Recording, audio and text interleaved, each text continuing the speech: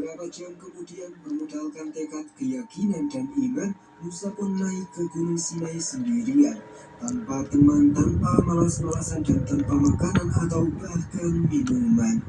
To enjoy.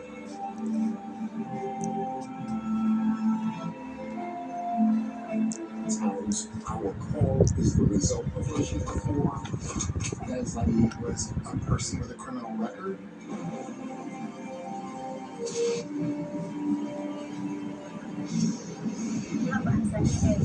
Oo, ngobrol, ngobrol. Dengar omong langsung. Sesampainya di puncak Gunung Sinai, Musa pun melihat sesuatu yang belum pernah ia lihat semasa hidupnya. Musa pun melihat Tuhan. Karena tidak kuat melihat Tuhan, Musa pun jatuh pingsan. Beberapa saat kemudian Musa pun terbangun. Tuhan pun menyuruh Musa untuk melepaskan sandalnya karena itu adalah tempat suci. Kemudian Tuhan pun berkata, "Aku adalah aku dan yang akan menjadi aku. Aku adalah Tuhannya bangsa Israel, Tuhannya Ibrahim, Ishak, Yakub, dan Tuhannya semua para nabi.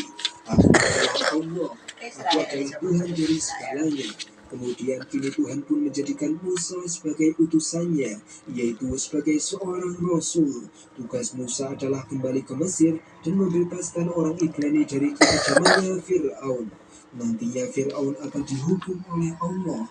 Musa pun merasa keberatan dengan tugas itu karena ia bukan siapa-siapa dan ia tak pandai bicara atau bahasa sekarang, yaitu Musa tak jago public speaking. Allah pun sudah tahu itu dan Allah menyuruh Musa untuk mencari kakak kandungnya yang bernama Harun yang jago bicara. Musa harus mencari Harun saat dalam perjalanan ke Mesir.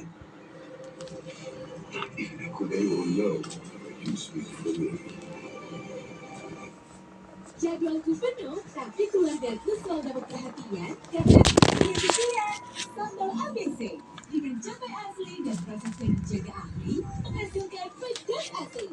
Sambal ABC ini kuncian ibu asli pedasnya.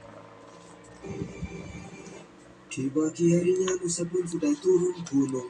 Musa pun menjelaskan semuanya pada Zipora. Zipora pun percaya pada Musa.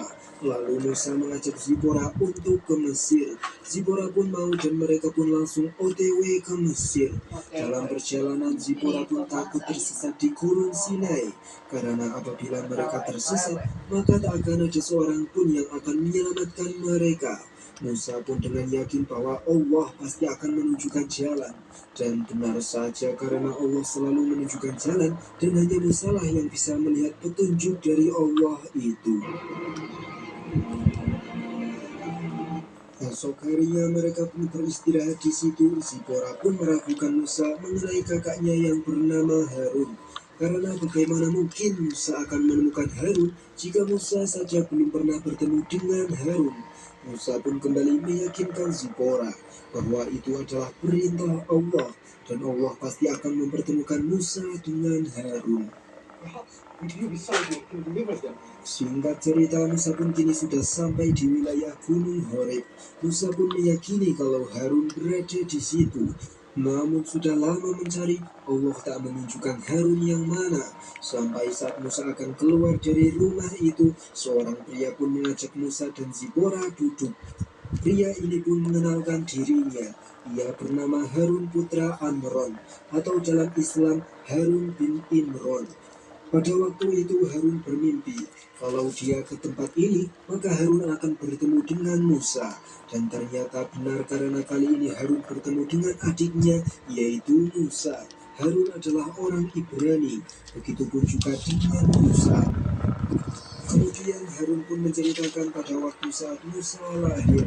Pada waktunya Musa yang bernama Yokbed pun melahirkan secara diam-diam di tanah Gosen. Lalu lahirlah Musa. Dan FYI, di dalam Islam ini nama ibunya Musa ada beberapa perbedaan pendapat. Ada yang menyebut Ayarho, ada yang menyebut Ayabuka, ada yang menyebut ibunya Musa itu adalah bernama Lauha, dan ada juga yang bernama Yohan. Oke, kemudian kita pun kini lanjut. Tak lama kemudian setelah Musa lahir, para prajurit Mesir pun menggeledah tempat itu. Harun dan Musa pun disembunyikan oleh mereka di balik dinding. Ya.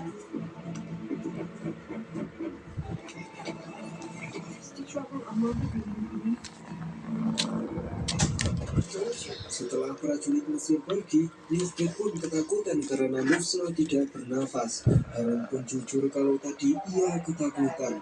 Harun memeluk Musa dan menutup mulutnya Musa terlalu erat. Yochbed pun tidak menyalahkan Harun. Namun kali ini ia sangat khawatir kalau Musa akan meninggal dunia. Yochbed pun berusaha agar Musa tetap hidup. Lalu beberapa saat kemudian, Musa pun kembali bernafas. Beberapa hari kemudian, karena Yochbed takut kalau tangisan Musa akan terdengar oleh orang luar, Yochbed pun dan kakaknya Musa yang bernama Miriam pun membuat sebuah papan.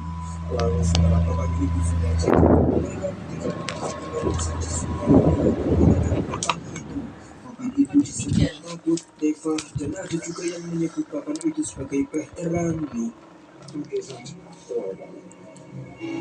Our mother cast you adrift in I have 3 months.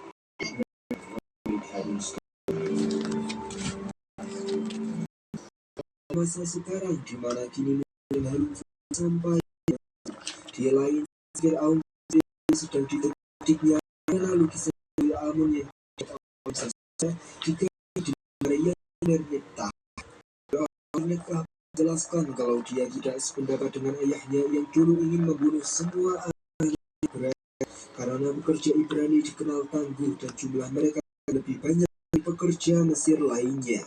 Jika mereka dibunuh, maka siapa yang akan bekerja untuk Mesir? We have servers.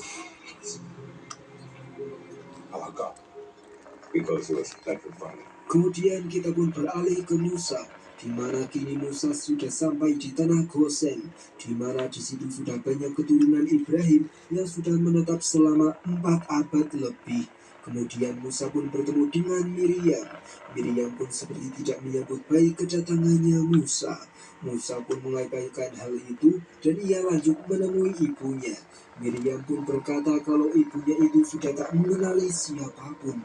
Namun saat bertemu dengan Musa, Yochbed pun tahu kalau itu adalah anaknya, yaitu Musa.